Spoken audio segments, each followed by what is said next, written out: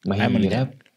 Nung tumagal ako sa work, parang na-realize ko bakit yung mga tao dito kahit 60 plus na nagtatrabaho pa rin. Teka lang, Mark. Ilagay natin yan sa mismong recording na. Start recording na ba tayo?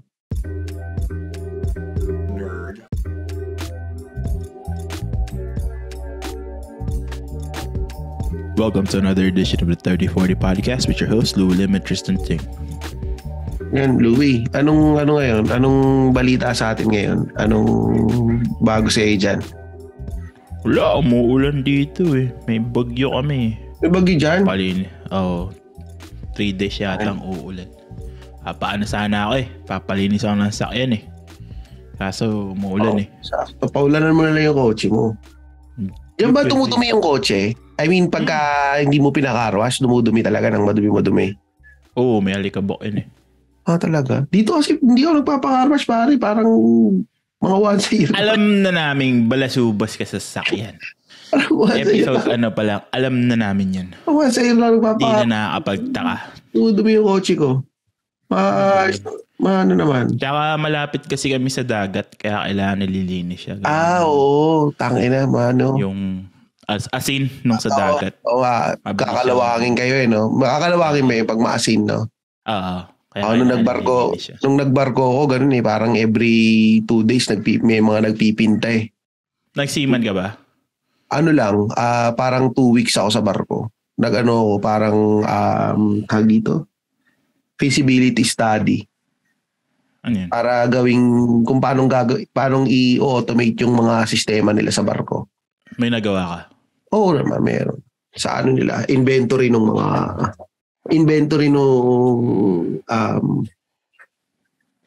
mga gamit nila sa barko. Wala, nagtitik-tik ka ng kalawang eh. Hindi po. Hindi naman. Ano lang, yun. Pinaano lang sa akin. Parang pinaaral lang yung nasa barko. So yun lang naman yung ginawa ko dun.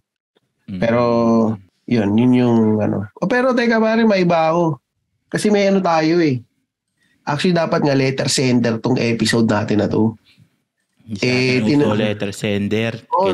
Ginegest na natin ang rekta para ginegest na natin pare. Siguradong alam natin yung buong kwento. Oo, kasi ang hirap kasi yan pero para hindi mo dinadagdagan yung kwento tsaka binabawasan. Baka kasi sabihin nababawasan, nadadagdagan yung kwento. Tsaka yun nga, sasabihin ko ulit sa Matching Chismisan. Ito, Matching Chismisan, may kami may letter sender kami, totoo to.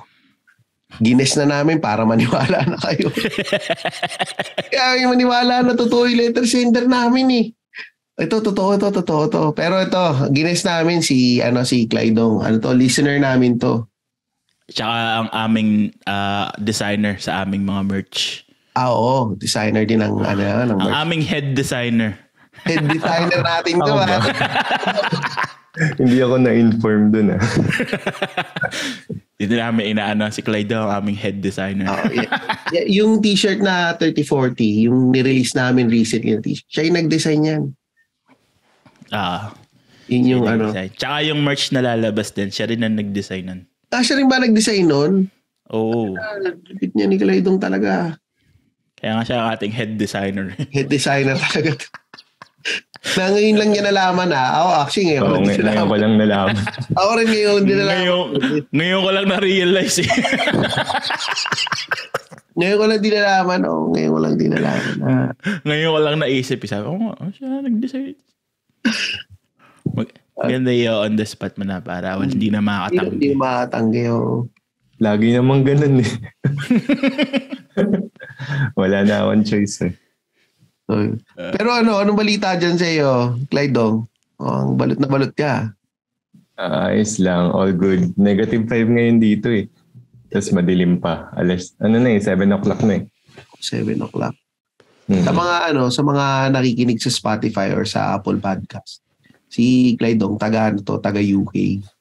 So ngayon winter nga doon. Ngayon balot na balot siya ngayon. Ayan, 7 ng umaga, no? 7 ng umaga. 7 ng umaga pala. Akala ko 7 ng gabi. Mahilig ka manggising ng madaling araw, di ba? Isa na biktima natin, isa si Juan Paulo, no? May message ka lang, pare, urgent. Tapos, Linggo din yun eh, linggo. Linggo na dun eh. linggo, bumaon ng guest. Yun. Pare, welcome sa 3040 dahil salamat din na napaunlakan mo kami ng iyong presensya bilang aming head designer ng mga merch. Magpapadesign kay Clyde, magbabayad kayo. Oo, babayad kayo, papadesign kayo kay Clyde. Pero malaki bayad sa akin ng 3040. Oo, malaki bayad namin dyan Kahit di ako magtrabaho ng isang buwan dito eh. Oo.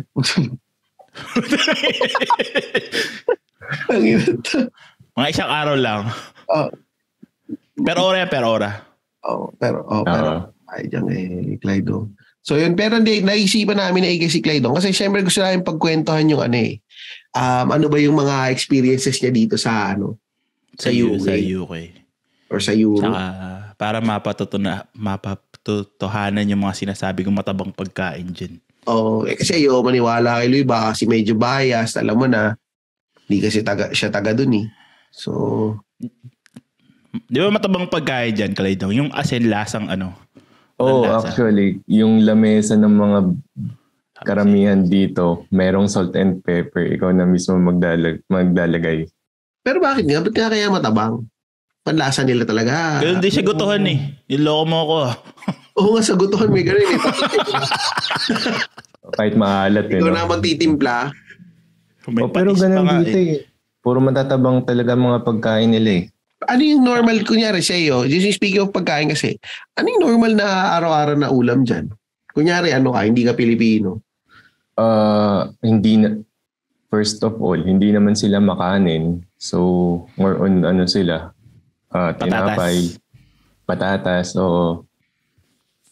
Mga ganun. So, kasi nag-work ako sa hospital eh. So, yung breakfast na canteen doon, beans, sausage, eggs, walang rice. Walang rice. Beans lang, no? Yung beans yung parang pork and beans? Wow, parang pork and beans. Lasa yun, ang tabang nun, pork and beans. Tabang yun. Parang may ketchup lang yun. Diba? Ketchup na may tubig, diba? Nagdadala ka ng sarili mong kanin, Clyde, pag pumapasok para iuulam ginawa ko yun. Oo. Kanin lang binaon ko. Tapos, bumili ako ng beans tsaka sausage. Tapos nakita ko ng katrabaho kong Briton. Parang weird. Wala, parang na-weird lang sa na-weirduhan sa akin. Kasi, sabi, ba't may kanin? Yung beans tsaka sausage. Pero paano ka bang nakapunta dyan? Doon tayo mag-umpisa pala. Paano ka nagpunta dyan sa UK? Dahil sa pag-ibig. Dahil sa pag-ibig. Ano ka ba? Mail order, Mail order groom ka ba? Nireto ka, Clyde. Nireto ka ba? Hindi, yung asawa ko, Pilipina asawa ko, syempre. Okay. Kala ko kasi, parang pinadala ka dyan na, ng mga, alam mo yung mga... Naganap ng AFAM. Oo, naganap ka ng pedophile dyan. Tapos nila ka dyan.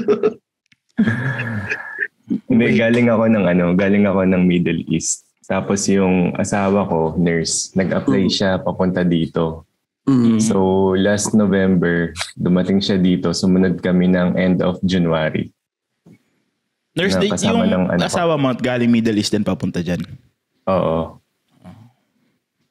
So sa Middle East? Sa Dubai? Sa Abu Dhabi, Al Ain. Abu Dhabi. So buhangin sister pala yan, yung misis mo, no? Pati ikaw pala buhangin brother ka rin pala, no? Oo. Speaking of buhangin brother, shout out sa inyo, Jomar J and RJ, ha?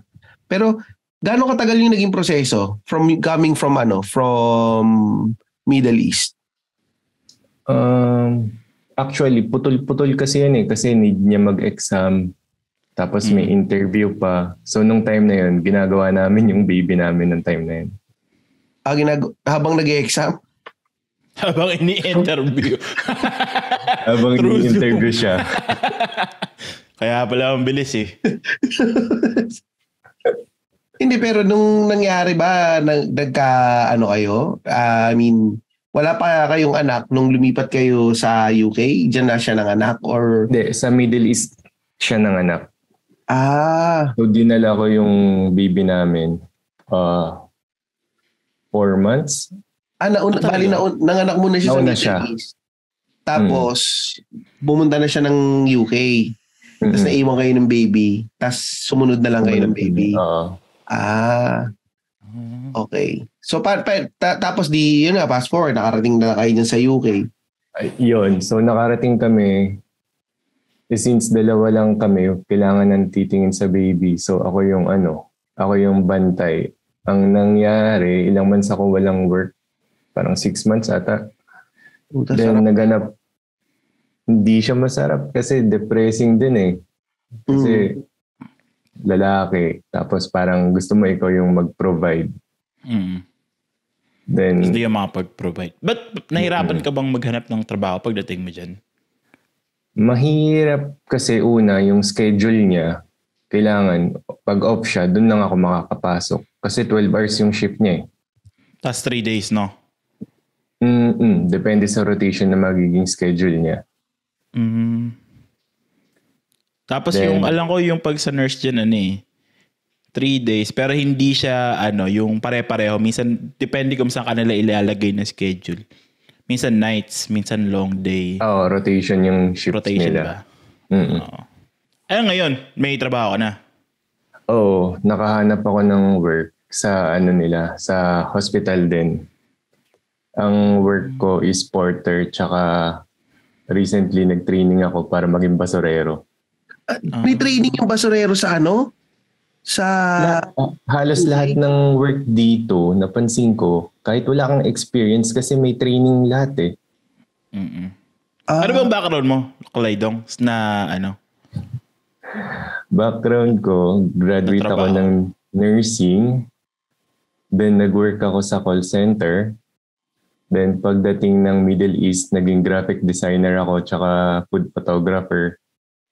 Food photographer? Yung sa mga Instagram? Yun. Social media. Then, ayun, pagdating dito, hospital ako nag-work. Pero hindi mo naisip na since graduate ka naman ng nurse, pareho din ng nurse na o kaya graphic design. Something na alam mo na. O mahirap din talaga maghanap ng gano'n. Pwede ako maging dito, healthcare assistant. Kaso pag nakikita ko yung mga pasyente. Bakit?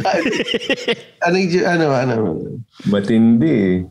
Alam mo yun, yung tae. Naliligo ng tae. Hanggang paa. Alam mo yun. Tapos... ganun. Kasi yung matanda talaga nila dito, mga 100, 90. 100? Inaabot ng 100 years old yung mga matatanda? One time may kinuha akong pasyente, namatay siya eh. Tapos doon nakabalot naman na siya, nakalagay yung pangalan niya, tsaka yung age 102. 102? Buhay nila dyan. Ang hobo naman ng buhay ng matatanda dyan. Mahaba nga buhay nila dito. Pero yung mga pasyente dyan, mga malalaking tao din. Yung iba, yung iba malalaki. Sabi ni Mark D, malaki din daw yung tae. Gabraso. Yung talaga? Kasi, pero walang dumadalaw sa mga matatanda dyan. Parang yun ba yung culture nila na... Dito kasi sa area... Nag-alaga? Sa area ko kasi, ang sabi ng mga... ibang British dito, yung mga bata, umaalis sila ng lugar dito. Kasi parang malapit siya sa London, pero mukhang probinsya o ganun. Louis, si Jessie ba, saang UK proper ba siya? Or parang London siya mismo? London siya mismo. Sa London siya. So yung mga tao, lumilipat sila sa London. Tapos... Parang lang siya, 15 minutes away sa Central, ganun. Malapit pala yung kanya eh. Kaya pala naglalakad lang, di ba naglalakad lang siya sabi mo? Lakad-lakad lang. Pero yung hindi mo naisip mag-freelance o hindi ka rin makapag-freelance yan since may background ka naman ng graphic designer? Mahirap mag-freelance kasi kung meron ako nakikita mga state photographer, Kaso, parang kailangan ng sasakyan hindi naman ako marunong mag-drive. Hindi ka marunong mag-drive din sa Pilipinas o hindi ka marunong mag-drive dahil baliktad? Never ako natuto mag-drive kahit may sasakyan. Sakto, madali lang makatututo. Ako tingin ko pare mas madali ka matututo mag-drive dyan kung hindi ka marunong mag-drive sa Pilipinas. Automatic naman sasakyan yun, din naman. Kasi wala kang tsaka wala kang habit, wala kang alam na yung kung paano yung pagdadrive sa Pilipinas. Di ba baliktad din dyan? Yung mga iba dito, sila yung nakakapasa kaagad pag dito nag-aral mag-drive kasi baliktad. Ang mahirap lang sa pagdadrive dyan, yung presyo. May mahal kumuha na sasakyan dyan, alam ko Oo, kasi may road tax na sinasabi. Mahal ba sa UK kumuha ng sasakyan? Pero maganda rin naman yung transportation din kasi nila. Siguro, hindi ba, so malamang hindi dyan traffic, konti lang din yung traffic konti din. lang may sasakyan. Sa London, madalas traffic. Pero pag sa mga countryside, yun. Pero hindi ba mahirap? Photographer ka, pagod na pagod ka, papunta sa shit mo. Tangina. Kailangan mo sa akin. Motor, ayaw magmotor. Years. Ayoko. Tsaka hindi papayag yung asawa ko Oo. Ang dami na ang motor dyan Marami ba na? Doon ba yun? Ganun ba yun? Dyan. Kasi maliit yata yung kalsada sa UK no? Well, based sa mga napapanood ko sa mga pelikula. Wala silang freeway. Wala silang highway sa loob ng London. So parang wala. Parang kasi sabi nung kakilala ko, mas madali pa mag-train sa London kaysa magkaroon ka ng sasakyan Oo, totoo yun. Pero ibig sabihin, maganda yung transport system nila. Yung train system nila. Kumbaga on time dumadating, pati yung mga bus. Yung train hindi. Madalas na de-delay. Nag-i-strike pati. Oo, may strike. May mga union. Actually, sa Pasko, magkakaroon ata ng strike ulit So, walang biyahe. Paano yun? Paano ginagawa mo? Kunyari, mga walang biyahe na ganun. Hindi naman ako nagtitrain papuntang work Bus lang ako. Bus. 10 minutes lang. Bilis lang ang bus. Clyde, curious ako, ano yung training sa pagbabasurero? Kasi paano magpalit ng plastic? Paano yung tamang lifting position ng basura pag iaangat mo? Ganon? Seryoso ba yan, Louie? Tanga. Training mo pa ba yan? Tanga. Yung training dun, alamin mo lang saan yung mga location ng pipick upin mong basura. Yun lang, parang yung ruta. Yung yun yung training mo, yung ruta. Kung anong oras siya mapupuno para hindi ka rin yung mag-iikot ka ng ospital tapos sayang yung lakad mo kasi hindi pa naman puno yung basurahan nila. Sa ospital din, nakala ko sa city. Hindi. Parang dun sa loob lang ng hospital din. Pero yung current na trabaho mo, ano ulit yung sabi mo kanina? Anong trabaho mo? Porter. Porter? Ano yung porter? Kunwari, yung pasyente sa ED, kailangan na siya ilipat sa ward. Ako magtutulak nun. Yung ED, anong ED? Emergency Department. Yung mga taong parang sa Pilipinas. Kaya naputukan, mga ganun, di ba? Yun, naputukan. Tapos kailangan magstay sa hospital, dadalhin sa ward. Ako magdadala nun. Ikaw yung taga-ano nila. Tapos pero may tanong kasi ako, Clyde pala. Siyempre, ito bilang nanggaling ka sa graduate ka ng nursing. Tapos naging graphic designer ka. Tapos lumipat ka ng UK. Naging parang, hindi naman sa pagmamalit nung naging parang porter ka na lang. Tapos ngayon magiging basurero ka na lang. Hindi ka ba na sa loob mo na medyo masakit yun? Na ganun yung naging takbo ng karir mo? Nung mga unang days ko bilang basurero, habang dumadampot ako ng basura, parang naluluha ako. Tumutuloy luha mo habang dumadampot ka ng basura, ganun ba? Konti, mga siguro tatlo. Kasi talaga, diba, may konting kurot, parang gano'n. May tama siya sa ego mo, gano'n. Medyo natamaan yung ego ko noon. Kasi, parang yung work ko maayos, nakaupo lang ako, tapos first job ko na naglalakad. Kasi usually, nakaupo lang ako sa harap ng computer eh. Pero wala bang way para kunyari, paano mo siyang paano mo siyang na-overcome na parang okay lang inisip ko, pera pa rin siya at the end of the day. Totoo naman yun eh. Yun nga sasabihin ko, pera kasi pa rin. Kung basurero ka sa UK, fair yung sahod, okay pa rin, makakasurvive ka. Pero kung basurero ka sa Pilipinas, wala kang diba? Totoo. Hindi, kumbaga as long as tawag dito, as long as yung binabayad sa iyo bilang kunyari basurero or kung ano man yung trabaho mo, nakakabuhay naman ng pamilya mo. Oo. Issue. Kasi mas pinili ko maging basurero kaysa sa magpunas ng tae ng mga pasyente. Ano mas malaki sweldo? Punas tayo siguro malaki. Oo, mga PT, punas tae. Yung PT. Pag punas tayo ka, malaki sweldo.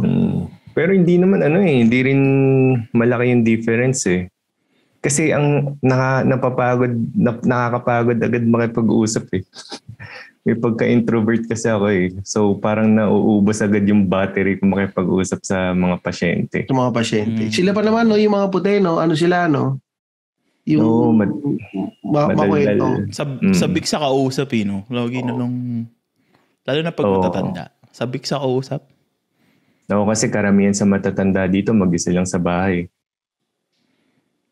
Kasi nga lumuluwas na sa ibang lugar yung mga yung mga tao. Pero ito nga, may mga nagtatanong dito sa chat, dito sa mga nakasama sa recording natin. Tatanong, marami daw bang Bombay sa UK? Kasi daw maraming mga nagmomotor.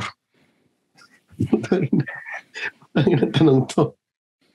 Marami naman, kaso hindi na sila yung tipong umiiling. Parang dito na sila, UK accent na sila, English accent na sila, English accent. Actually, yung Prime Minister ata ng UK is Indian eh. Talaga? Yung bago. Yung bago. Yung pumalit kay Boris? Hindi, may babae ang pumalit kay Boris eh, tapos nagbumitaw siya. Tapos yung Bombay na. Guwagan yung... Hindi. Yung nagwawabol yung ulo. Hindi, na yun, parang malayong British, talagang lumaki na siya sa UK. Malamang lumaki na sa UK, pero Indian heritage, Pero kamusta naman dyan kasi mukhang maraming migrant dyan eh. Kamusta dyan yung yung may equal rights ba o may discrimination ba ikaw na nararamdaman? Wala naman. Kung i-compare mo sa Middle East. Kasi dito, diverse na talaga eh. Halo-halo. Kasi makakatrabaho mo, British din. Sa Middle East, bihira ka magkaroon ng katrabaho na na lokal eh.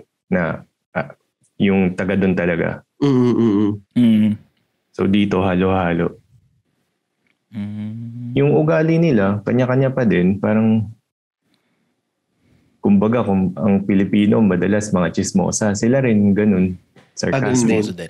Chismoso. Yung mga puting chismoso eh. Kunyari hindi nakikinig. Pero makita mo yan, pag nagkukwentuhan kayo, tatahimik sila lahat. Tapos nakikinig lang sila sa mga kwento ninyo. Ito nga may tatanong, pero ano mas rude? Yung mga English ba o yung mga Arabo? Based sa experience mo Based sa experience ko, mas rude. Kung para sa akin, ito, based lang sa experience ko, Arab. Talaga yung mga Arabo. Talaga. Kasi pag entitled sila, no? Oo, tsaka pag hinire ka nila, parang buong pagkatao mo. Oo, tangina, parang talaga. Oo nga, parang, alam mo nga ganun din kasi may ka-office mate ako dati na Bombay. Nasa siya, sa Dubai siya nagtatrabaho. Parang manager siya doon. Pero pagka may meeting ng mga managers, tapos kasama niya, puro mga Arab, hindi daw siya binibigyan ng upuan. So nagmi-meeting, nakatayo lang daw siya. Kasi Bombay siya.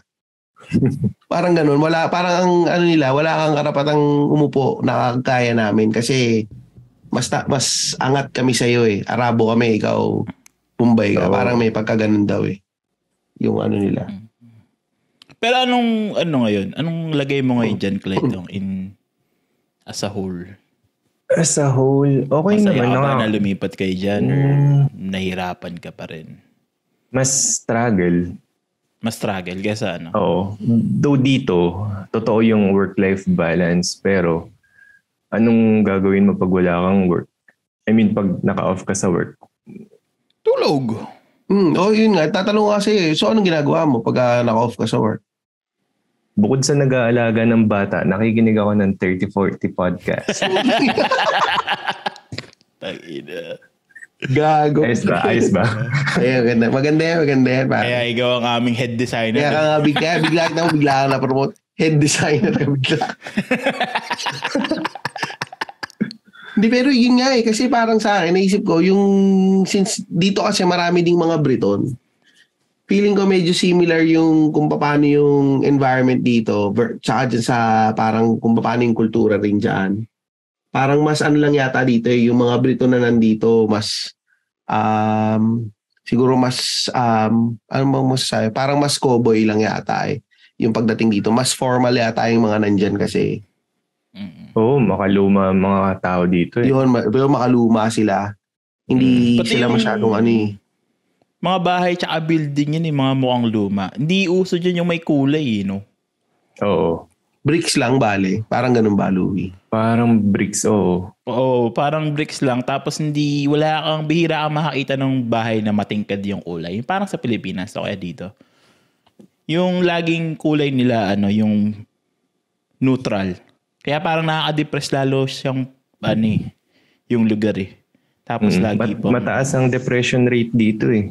Kasi, pagdating ng hapon, gloomy na agad yung weather. Oo. Kaya maraming matandang may dementia dito. Talaga? Kasi lagi lang parang yung makulimlim lang yung yung panahon. 3 months lang ata summer dito. Pagkain mo. Makulimlim na matabang pa yung pagkain mo. Madidepress ka nga talaga. Pero ano yung normal na mga hobbies ng mga tao dyan sa UK? Ano yung sports na pinapanood nila? Cricket? Di ko alam eh. Hindi ako... Football. Soccer. Parang football ata yun. Tapos nakikinig ng balita. Ganun lang din. Puta, parang pareho lang din dito. Ganun din mga tao dito, pare. Mahilig makinig ng balita. Yung balita dito, makita mo, ang time slot niya, 1 oras. Pero, paulit-ulit lang. Parang may loop lang. Naka-loop lang siya. Yung totoong balita talaga, parang 15 minutes lang. Pero siya, 1 oras siya na parang paulit-ulit lang. Kaya minsan nung bago ako dito, nanonood ako ng balita. Naisip mo, nasabi na niya yun Ba't inulit? Kasi nga, paikot-ikot lang. Wala silang mga showbiz balita, walang ganun. Mga balita lang, yung mga current events na nangyari sa gobyerno or kung sabihin mong may na-aksidente, may banggaan sa isang area, yun yung babalita. Tsaka yung kung paano mo gagatasan yung gobyerno, yun yung balita nila lagi dito eh. Kung paano mong gagatasan yung mga benefits mo sa gobyerno, yun lang yung binabalita nila. Pero wala nung mga chika minute, ganyan, di ba? Yung mga showbiz news ngayon. Walang ganon. Walang mga love team dito eh. Wala. Walang mga love team eh. Parang, ang the most lang dito na love team, sabi mo siguro yung mga yung mga nasa reality. Yung mga nasa reality show. Uso rin ba dyan mga reality show?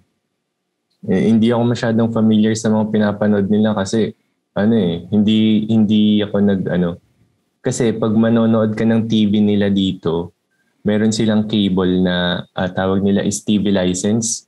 So may babayaran ka. Pag manonood ka ng live, kailangan mo magbayad.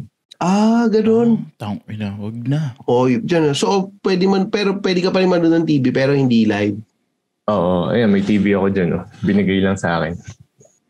Tapos, ang... Binilan ko lang ng na para makapag-browse like YouTube, Netflix. Ng box.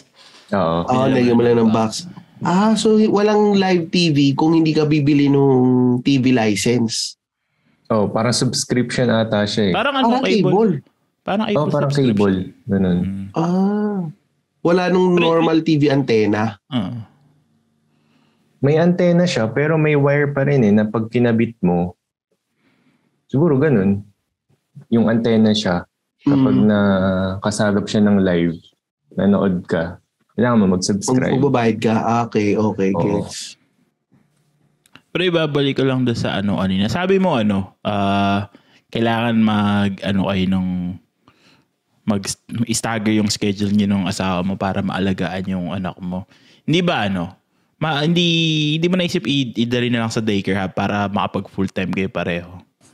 Naisip ko yun. Kaso una, masyado pang maliit yung baby namin.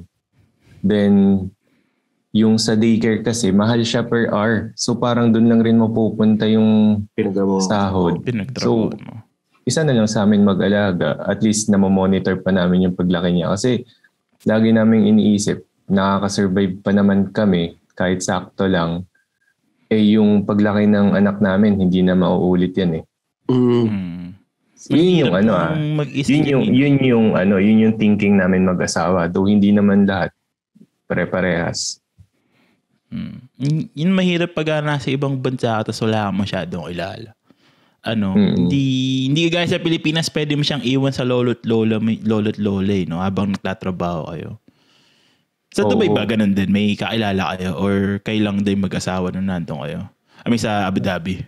Nung nanganak asawa ko noon sa Abu Dhabi, kinuha namin yung mama niya. Galing Pinas. So nung siya yung nakasama ko noon hanggang umalis kami ng Middle East. So nung time na papunta na kami ng UK, sabay yung flight namin. Kaso yung biyanan ko, pauwi na siya ng Pinas. Ako naman kami ng anak ko pa UK.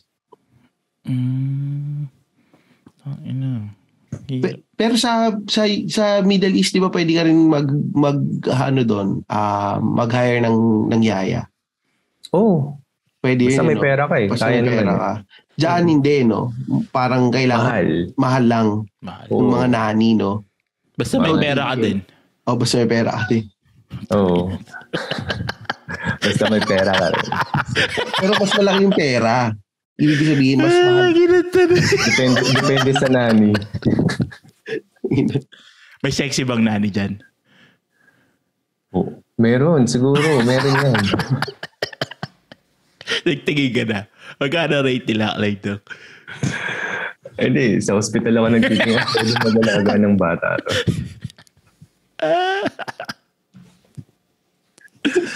Siyempre, hanggang tingin lang tayo. Madaming Caribbean dyan yung mga Nigerian, mga ganun. Marami. Actually, meron yung ganun. Pero iba na yung salita nila, parang galing ng Italy.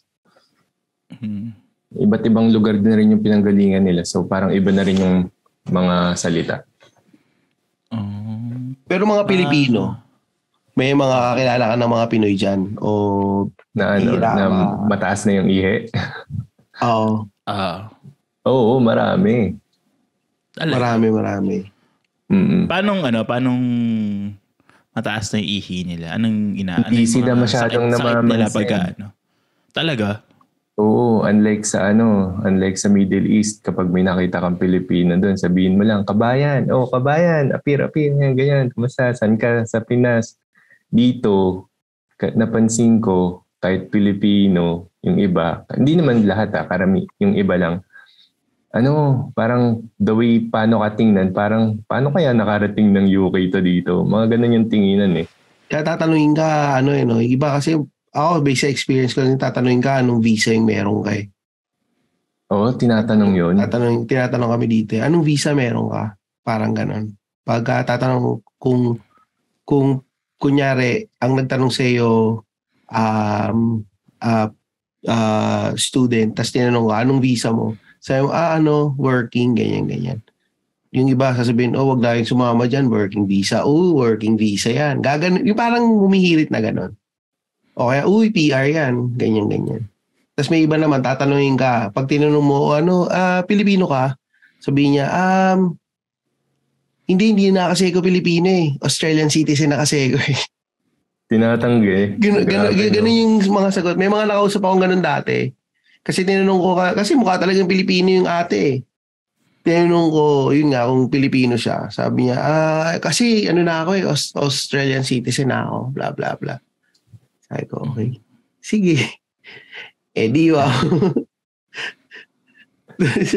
Pero medyo maraming nga, totoo nga medyo maraming, unfortunately nga, medyo maraming mapagmata na, na mga Pilipino din.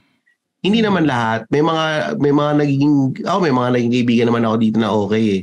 Pero may mga iba din naman na medyo tinitignan kung ano yung, kagaya lang yan pag nasa Pilipinas, tinitignan ano yung brand ng suot mong damit, anong sapatos mo, anong meron ka. Tapos medyo i-judge na nila kung ano yung kakayanan mo sa buhay, ano yung kotse mo. Tapos i-judge na nila kung ano yung ano mo sa buhay, kung ano yung estado mo sa buhay based sa kung ano yung appearance mo. So, yun. Kanina may naalala ko lang bigla. Di may pumunta ako ng AutoZone para may binili ako eh. Bumili ako ng washer fluid. May matandang Pilipino doon. Tinanong ako kung Pilipino ako. Tangina sana hindi ko sinagot eh. Tapos nung sinabi kong oo, di nagpatulong na. Kasi bumibili siya ng windshield ng wiper blades. Di nagpatulong na siya. Di, tangina. Mamukat-mukat ko. Di, ako na yung nagpapalit ng wiper blades niya sa sasakyan sa labas. Putaragis na yan. Sana di na. Tapos mali pa yung binili niyang wiper blades. Tapos binigay sa akin yung resibo sa akin pinababalik. Uy, uwi na ako. Ano sabi mo? Ginawa ko utosan kanina. Tratado. Nabudol ka. Pero ano sabi mo? Pero ba't umabot sa point na ikaw na yung nagpapalit? Naawa ako eh. Hindi alam kung paano magpalit ng wiper blades eh. Sabi, ako pa, ginugol ko pa ako man ng wiper blades. May dala-dala siyang yung rubber ng wiper blades. Sinusukat dun sa sa wiper blades. Para kung magpipit daw. Tapos tinatanong ako kung kakasya daw yun. So sabi ko, ano bang sasakyan niya? Tapos ginugol ko pa. Sabi ko, kasya yan. Tapos sabi niya, okay. Tapos binili na, tapos tinawag ako sa labas. Nung palabas na ako, tinutulungan ko daw siyang paltan yung wiper blades niya. Tangin. Naayos naman hindi. O iniwanan mo na. Hindi na, inayos ko pa rin. Pero maraming ganun. Yung minsan iba, well, iba kasi hindi mo masisisi kasi sabik naman silang makakausap ng mga Pilipino din nakapa nila Pilipino eh. Oh. Nung bago ako dito, ganun eh. Pag may makikita ako Pilipino, parang feeling ko agad, uy, Pilipino, parang pakiramdam ko agad, tropa na kayo agad. Yung pala, hindi naman pala nila ako tropa. Parang ganun pala. Yung pala na kailangan, minsan, may ganun pala eh. May ganun din minsan. Minsan, kahit pareho kayong Pilipino, medyo iiwasan mo din kasi yun nga, may mga Pilipino rin kasi na hindi mo rin alam yung galawan nila. Yung tatry iba-iba din yan. Iba-iba din tao. Din eh. Kahit kabayan pagkain na may ganun din. Kaya minsan parang medyo iilagan mo din pagka medyo na medyo na ikikitaan mo na ng mga red flag. Ito nga si Mark D, sabi niya yung mga mahilig daw manghiram. Kasi mukha kasing mayaman, Mark D, lagi kang nahihiraman. Pairam ng truck. Ay, syempre. Pero uso yun dito kasi yung naghihiraman sila ng pick-up pagka maglilipat bahay. No. Kasi may mga iba dito, normally kasi may mga iba, yung parang meron silang grupo ng mga grupo-grupo sila na magkakabarkada. Tapos, kunyari, may mga kailangan gawin. Nagka-camping-camping. Camping-camping or mga party-party, ganyan. Although, sa amin kasi, tsaka yun nga, hindi kasi mahilig magpa-party. Medyo naging stereotype dito ng mga Pilipino na mahilig magpa-party sa bahay. Tsaka mahilig mamigay ng mga pagkain. Pati sa mga kaopisina ko, pag sinasabi, so pag sinabing ko yan, sabi ko, Pilipino ako, ganito. So malamang lagi kayong nagpa-party sa bahay. Tsaka balita ko marami kayong namimigay kayo ng pagkain, ganito. Lagi sinasabi, yung iba, oo. Sabi ko, hindi kasi ako mahilig mag-party. Mahilig ako umattend ng party at magbalot sa mga party. Pero hindi kasi ako mahilig mag-host ng party. Kasi wala. Isipin mo kasi, sa akin kasi, pag mag-host ka ng party, yung buong weekend mo, kakainin na yun eh. Ako gusto ko yung weekend ko sa pamilya ko lang din eh.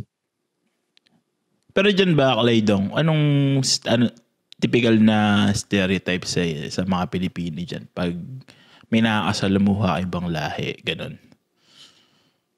Paanong yung tingin sa mga Pilipino? Yung mga ganun. Wala akong masyadong naririnig kasi mas madalas mga Pilipino nagre-reklamo. Anong mga reklamo nila? Yung mga British, madalas sasabihin nila sarcastic. Hindi nila alam pag kung nagagalit na eh. Hindi sila katulad ewan ko kung sa US kasi sabi nila yung mga American daw is straightforward magsalita. Pag galit sila. Oo, totoo yun. Hindi katulad dito na malambing pa rin sila pero hindi mo alam na Kaya madalas sinasabihan sila ng mga Pilipino na plastic. Parang polite kasi sila no? Yung mga Australian ganyan din eh. Feeling nila straightforward sila, yung mga Aussie. Feeling nila straightforward sila pero hindi nila kaya yung confrontation. Pagka sinita mo na sila ng harapan, hindi sila nakakapalag. Pero pag-uusapan nga nila pag wala ka dun sa pag wala. Pag wala ka dun sa office, pag-uusapan madalas nila. Madalas mong backstab yun. Mga ganun yung ugali nila. Parang doon pala nila sa mga British pala nila nakuha yung mga ganun. Lagi ka ba pinag-uusapan sa office kaya napansin mo yun? Sino ako? Palagi kasi may kino-confront eh. Pinakupal mo kasi siguro. Pag may pinapagalitan ako sa office, lagi may pinapagalitan kasi sa office. Pag may pinagalitan ako, madalas kasi matapang sila pagka hindi ka pumapalag. Tapos once na nakita nila na puta papalag pala to. Hindi ka na nila ibabother. Tapos magiging mabait na sila sa iyo eh. So yun yung natutunan ko lang dito na parang tangina, wala akong pakialam kung puti kayo or kung anong lahi kayo. Dahil ang inaano nga ninyo, equal tayo lahat. So pagka meron akong gustong sabihin or meron akong gustong pagalitan or mag-feedback at least, nag-feedback ako. Parang ganyan din dito eh. Parang tatansyahin ka nila. Yun, oo. Sa Amerika ba, Louie, ganun ba? O sa Amerika pa, yung pagkagalit sila, alam mo kaagad eh. Hindi na napipigilan eh. Straightforward mga tao dito. Pag-ayaw sa'yo. Pag-ayaw sa'yo eh. Well, sa na-experience ko, straightforward yung mga tao. Pagka pumalpa ka, di ko call out ka. Oo, yun. Dito uso, syempre, kahit saan, uso yung mga napagchichismisan. Pero, pagka galit sa'yo yung tao, galit talaga sa'yo. Hindi ka yun. Tsaka parang pero feedback yata dyan maayos no? Sasabihin talaga sa'yo kung no? Sabihin sa'yo. Kasi pag hindi sa'yo sinabi ng maayos, pagdating sa report mo, tapos bigla mong sinisante, pwede ka nilang balikan eh. Sabihin sa'yo, di mo naman ako pinidbackan, tapos may problema na pala ako sa performance, hindi mo man lang ako pinipidbackan. Pwede ibalik sa'yo. Pwede ibalik, oo nga. Kaya ma-feedback. May question lang ako, Louie. Yung dyan ba sa US, kapag nagalit sila, after that, wala na? Depende. Depende sa mga kaaway mo. May mga nagtatanim talaga eh. Meron din. Meron din. Ano na naman siya eh, human nature na naman na may nagtatanim talaga. Pero usually yung iba, mabulyaw. Mahilig sila makipagbulyawan. Dito sa work ko mahilig sila makipagsagutan, ganun. Kasi attention! Ganun. Mahilig sila sa ganun. Pero ngayon medyo nababawasan na siya kasi hindi na nila gusto yung ganung klaseng feedback. Gusto nila yung medyo pinupull aside ka na, tapos kailangan kakausapin ka on the side. Hindi na, ayaw na nila nung pinapahiya mo sila sa harap ng mga tao. Mga tao, oo. Hindi ka gaya dati na talagang brutal pagka kailangan thick skin ka pala talaga dati, no? Kung sa Amerika, no?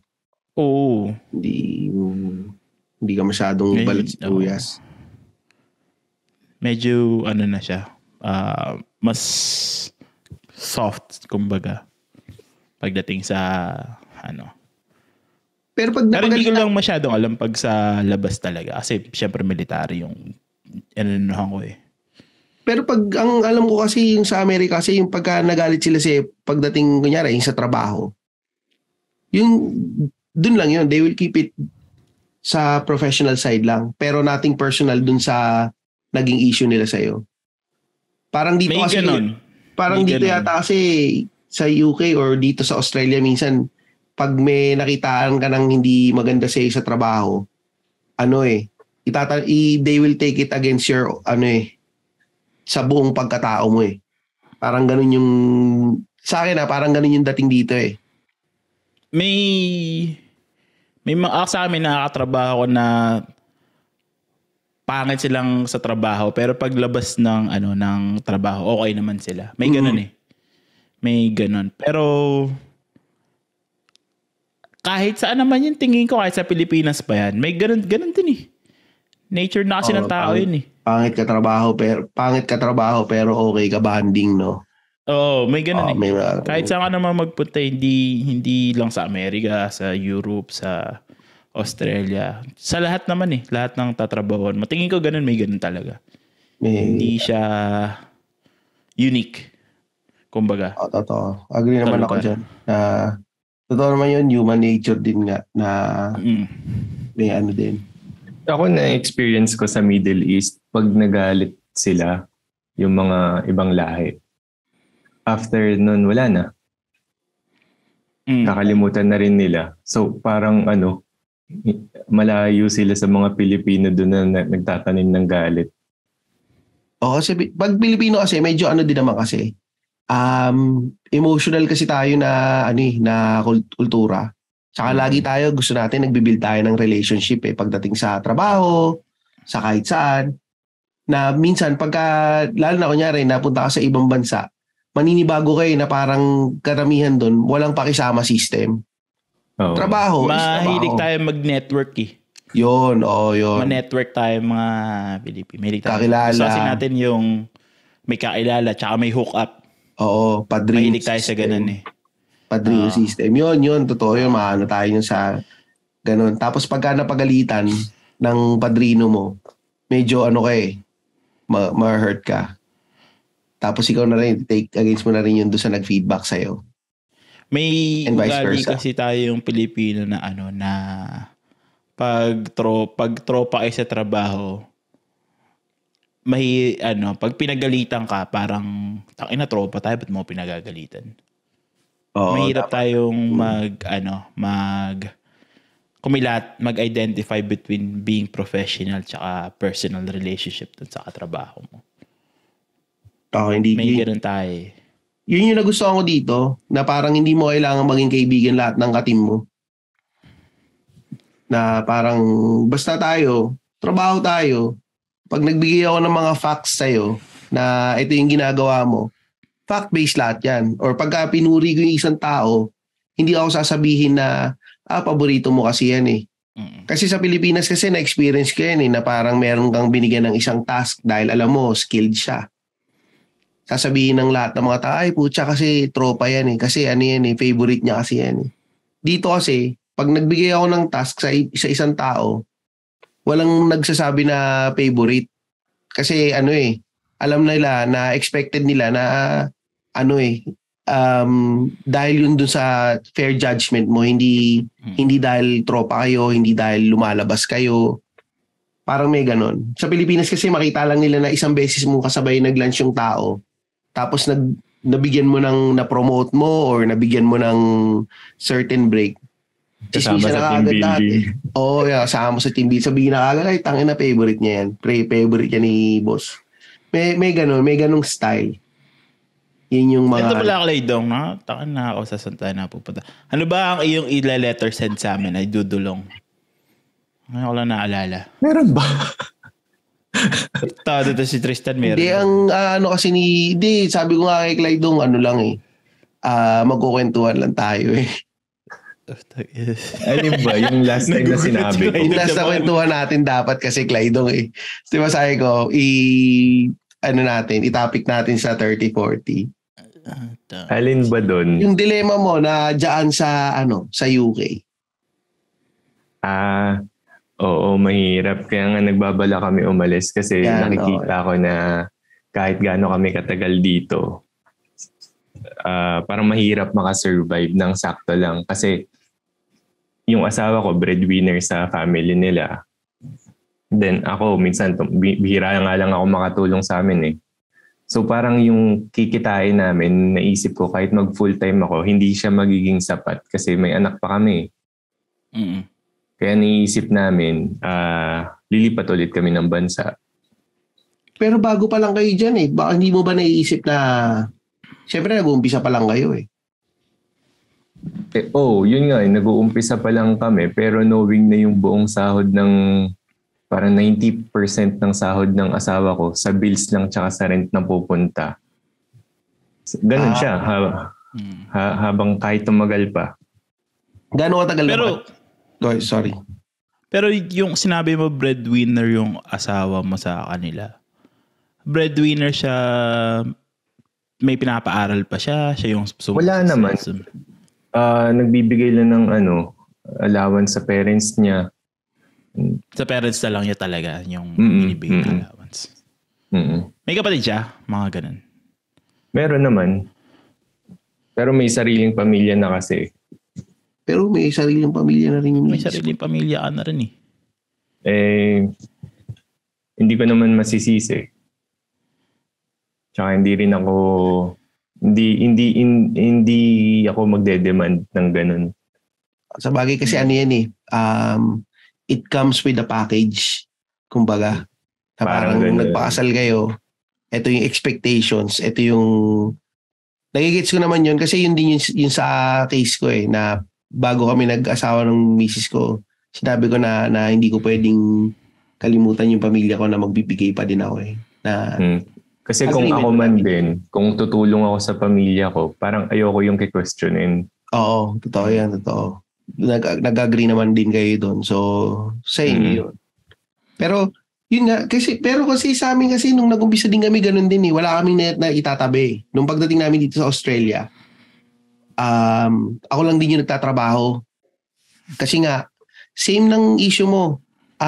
Yung daycare, pag nagtrabaho yung misis ko, yung sweldo niya mapupunta lang din sa daycare talaga eh. So, ang naging decision namin, ako lang mag-work. So, nangyari, yung lahat ng sweldo ko, napupunta lang sa upat sa bahay, yung sa pang-araw-araw namin, lahat. So, tas wala kaming ipon. Tas yun nga, nagpapadala pa ako sa Pilipinas. Wala kami naipon. Pero yun nga, hindi, kumbaga, nagtuloy-tuloy lang kami na, sige, nandyan na yan eh. Sinigap niya lang. Tinanggap na lang namin na nag-uumpisa pa lang tayo dito. So, magbabago din yan dahil pag nagsimulang mag-aral yung mga bata, pwede na magtrabaho yung misis ko. Na nagkaroon naman kami ng diskarte namin nun, ginawa namin is, dinala namin dito yung, mama ng misis ko para siya yung magbantay sa bata habang nagtatrabaho na yung misis ko. So, yun. Tapos yun nga, nung permanent resident na kami, nagkaroon na nga ng benefits dito na 50% off yung daycare. Tsaka, eto, kung lilipat ka ng bansa, yung expenses niyo ba guaranteed na bababa siya versus dun sa yung sa kikitain niya, bababa ba yung expenses niyo compared dyan sa UK? Hindi rin eh. Kasi nasa pagbabudget pa rin naman eh. Pinili lang namin kasi yung mga nurse dito, ang plano nila is kung lilipat sila ng bansa, either US or Australia. Yun yung end ng nila. Parang stepping stone si UK talaga, no? Oo. Yung asawa ko tsaka ako, nag-agree kami parehas na ayaw na namin mag-US or Canada. Kasi yung weather dun hindi niya kaya talaga. Tsaka mas gusto niya sa Australia kasi malapit sa Pinas.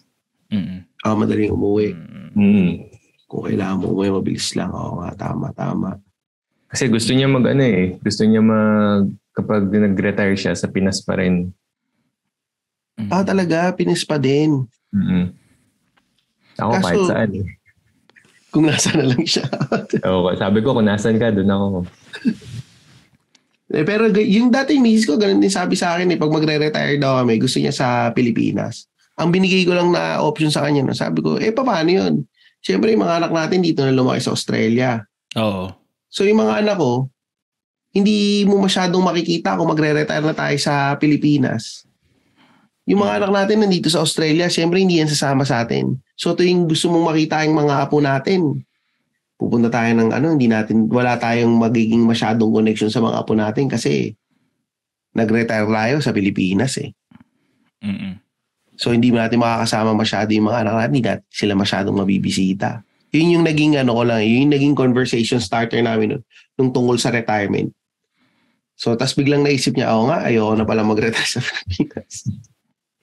Kasi doon nabuhay yung anak niya sa ibang bansa. Hindi naman siya nabuhay sa Pilipinas So hindi niya maiintindihan buhay Pinas kasi doon siya nasanay.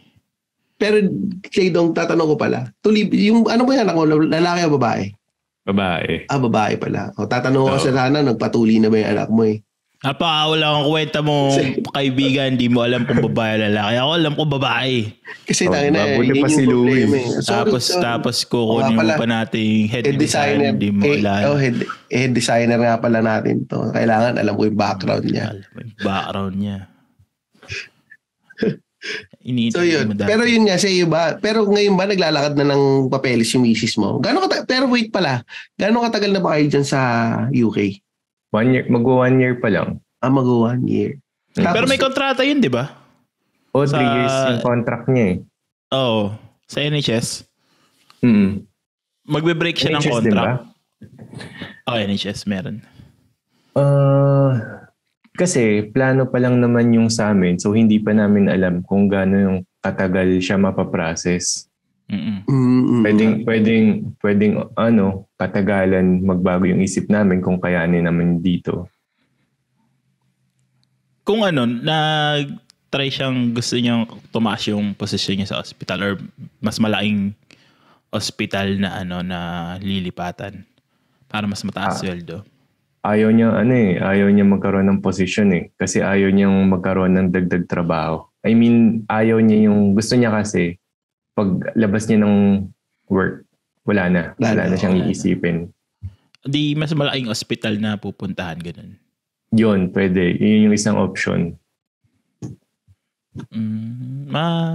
Mabilis naman lumipat. Alam ko mabilis lang lumipat yan mabilis. May kakilala kami galing UK Mabilis lang daw yung yung lipat dito ganun yung ginawa. UK din. Pero yung trabaho niya dyan versus yung trabaho niya sa Middle East, ano yung mas madali para sa kanya? Sa Middle East, yun nga lang. Talaga? Sa Middle East kasi, 6 days a week kami nag-work. Yung Friday off lang kayo, parang ganun ba? Parang Friday off. So parang may budget nga kami, pero wala naman kaming time walang work-life balance. Parang gano'n. Hindi ka pala, sala sa init, sala sa lamig ka pala Sabi mo kanina may work-life balance. Wala ka namang magawa. Sabi ka. Sige, kung putang na yung problema mo, naboboard ka lang naman pala hindi manood ka ng TV. Yung pala problema mo, naboboard ka Ewan ko, si Tristan sabi may problema ako Problema Napawalang kwenta naman kumuha nito ng topic. Pero malakas maka-homesick na. Hindi, siguro malakas maka-homesick lang. Baka rin, siguro wala rin masyadong kakilala dyan. Tsaka yung Pag yung... naboboard ka, tignan mo lang yung sinend ka sa yung nakakaubos ng oras eh. Ang daming pwedeng kainin eh. Hindi, tsaka yung... Kasi naalala ko yung yung topic niya na yung odd jobs. Yun, naisip ko yun habang nag-work ako. Ay kung ganito pala dito. Odd jobs. Odd jobs, Pero malay mo, makahanap ka ng part-time na matitripan mo pampaubos ng oras mo. Pwede, kung meron. Mag-deliver ka ng pizza. Hindi ka maboboard. Iba-iba kaya nga, muha mo. Pag wala akong work, yun, kinig ng podcast lang. Kakagawa ng design ng t-shirt nga pala. Oo. Actually, pag nagpapadesign kayo, nagsisetup pa ako. Mga tagal yung setup nun eh. Inisip ko, sulit naman yung bayad nila. So, gago to pero wala gawin mong sideline, Clyde. Mag-design ka ng mga ganun. Tapos ibenta mo sa mga podcaster na trip maggawa ng merch or something. Pwede 30-40 lang. Malaki na bayad sa akin eh. Sa bagay, buhay ka na sa 34. Buhay ka na sa amin eh. Loyal tayo. Bilang podcast na mapagmahal, gusto namin i-share ang aming contact sa iba, syempre.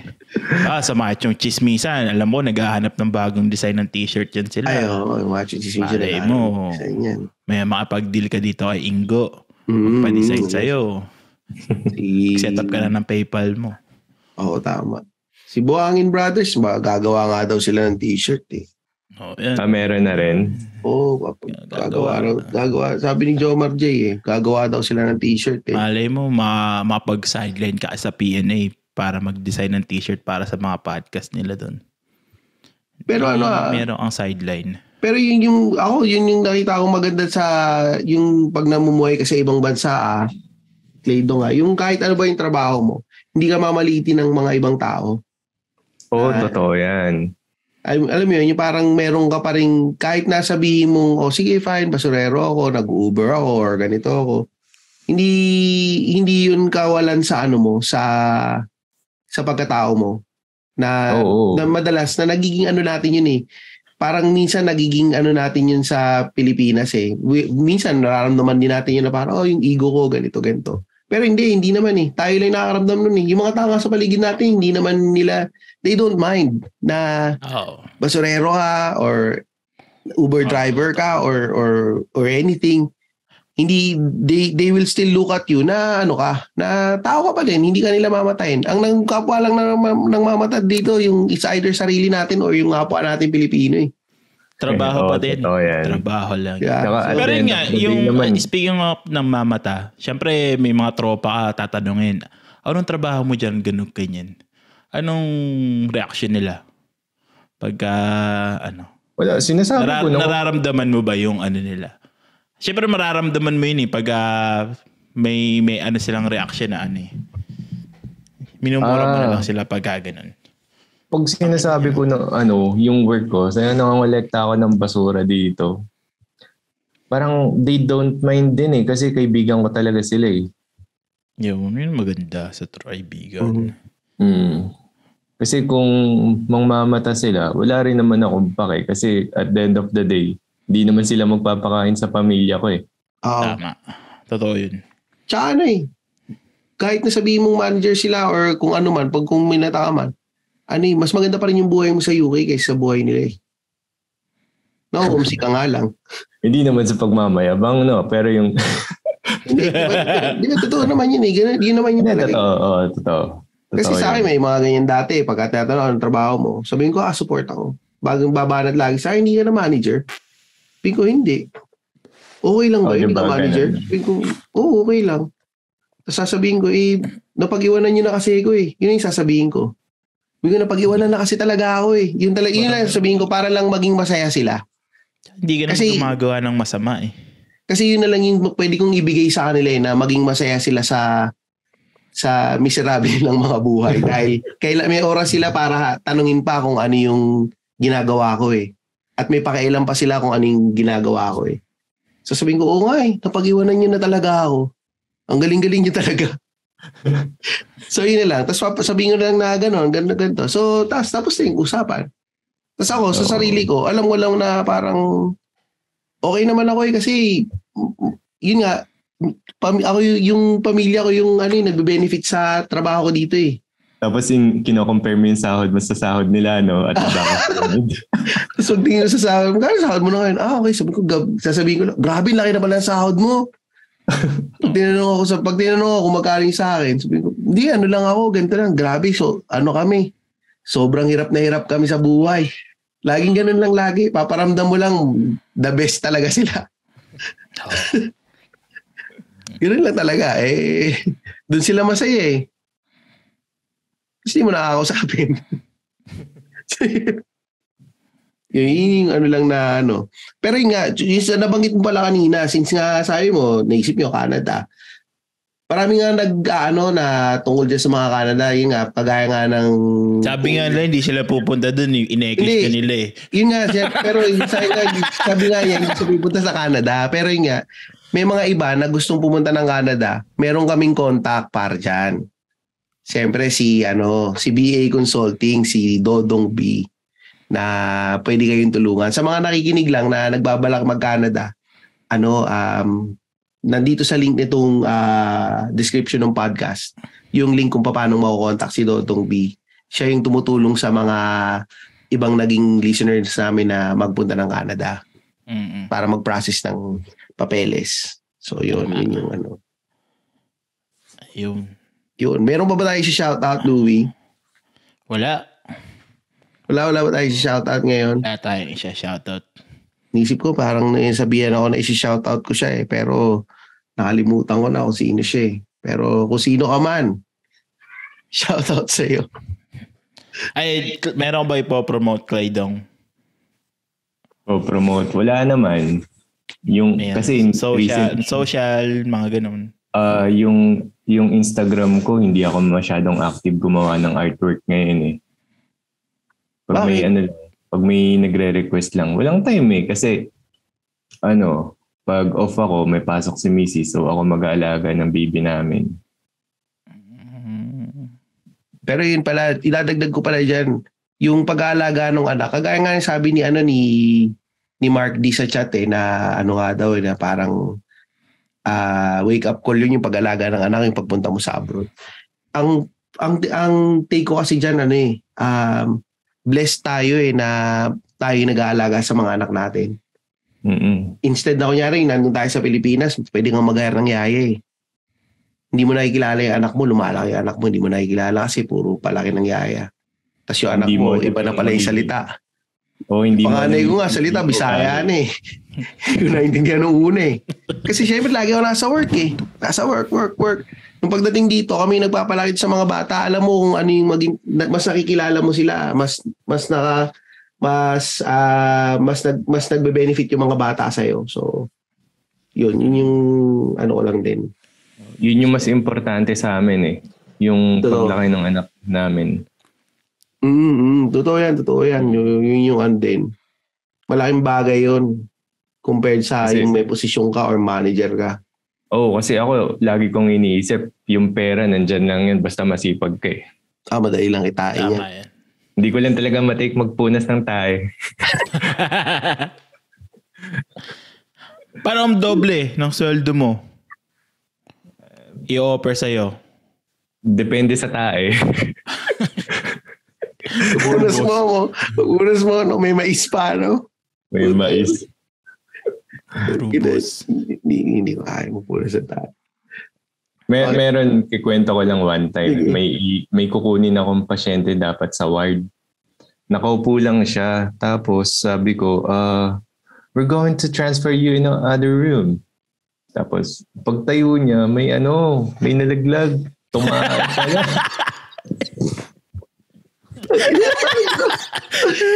Shit, ina. Anong ginawa mo? Sabi ko, balik na lang ako after 20 minutes. Sabi ko sa nurse. Balikan ko na lang.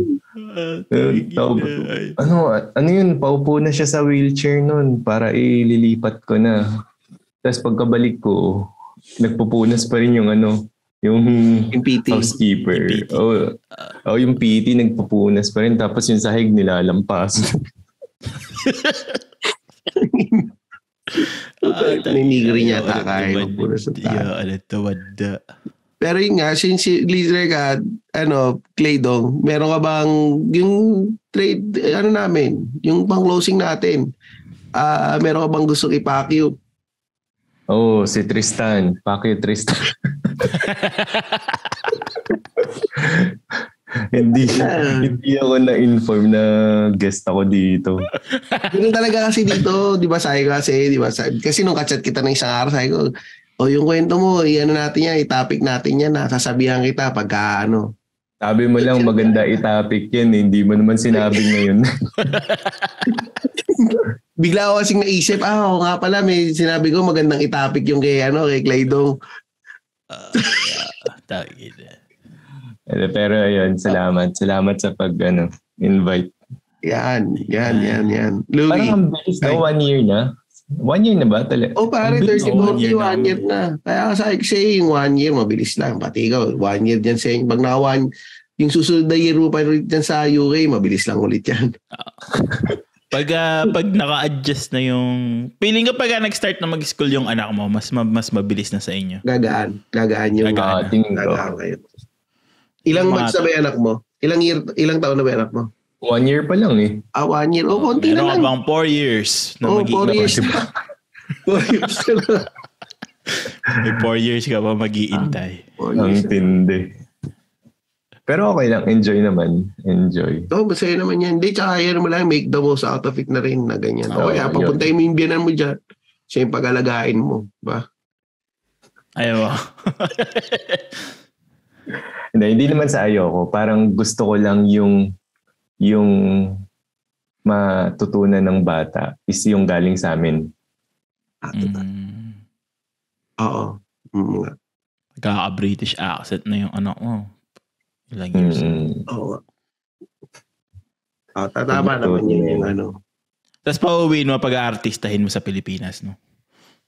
Oo. Kaya gusto mag-retire ng misis niya sa Pilipinas. Showbiz na yung anak niya. Pag-artista ito. Mag-artista sa Pinas. Pag magaling nga mag-English sa Pilipinas. May British accent ka na. Silent T, di ba? Di ba silent T? British. It's British, not It's British. British. Pero nung kausap niya sa kanya, English o Tagalog? Ako Tagalog eh. Kasi sa work, English lang ako sa work eh. Hindi maganda. At least alam mo marunong siya mag-Tagalog. Ikaw, Tristan, anong usapan niya ng anak mo? Taglish. Yung bunso kasi hindi nakakaintindi ng Tagalog. Yung panganay ko, nakakaintindi ng Tagalog. So, pagka tanong kasi ng tanong sa akin, anong sinasabi ko, so ini-English yun na lang. Ikaw, Louie, pagdating ng time, anong gusto mo matuto mag-Tagalog rin? Para feeling ko eventually, pag bilingual ka, may extra pay ka sa trabaho. Kailangan tuturuan ako mag-Tagalog. Tsaka parang may extinct na yung wikang Pilipino eh. Sa Pilipinas, yung mga bata hindi marunong mag-Tagalog eh. Korean na. Lumaki yun ha. Sasabihin ng mga magulang, di ba? Tsaka Korean na yung natututunan ng mga bata eh. Tsaka laging problema ng mga magulang na nakakausap ko sa Pilipinas, mababa daw yung grade ng mga anak nila sa Pilipino eh. Kasi daw laging nag-i-English yung anak nila eh. Naisip ko, bakit hindi yung kinakausap yung anak nila? Hindi yung pinakausap ng Tagalog. Di ganun. Taka na Pilipino, nahihirapan pa kayo. So, yun yung Kaya binupersa ako mag-Tagalog yung mga anak ko. Yun. Yun. So, ano ba? Ay, yung socials, Tristan. Putang na napaubo ko dun ah. Socials natin, Tristan. Follow nyo kami sa Instagram, 30_podcast.